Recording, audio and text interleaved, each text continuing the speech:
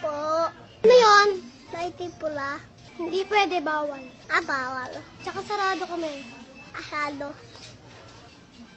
Pwede ka pasok. Saan? Sa puso mo. Sobrang laki naman ng boobs mo, pabawasan mo yan, baka bastusin ka.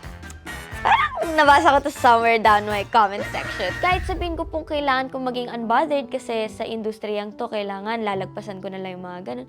Hindi po maapektuhan at maapektuhan po ako kasi hindi lang yun basta pagko-comment or pagmabash, binabastos po nila ako and ino-objectify, sinesexual assault nila ako in a way, and hindi po yun dapat pinapalagpas.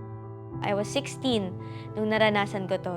Nakasuot naman ako ng t-shirt tapos shorts, sinesexual assault nila ako in a way, and hindi po yun dapat pinapalagpas.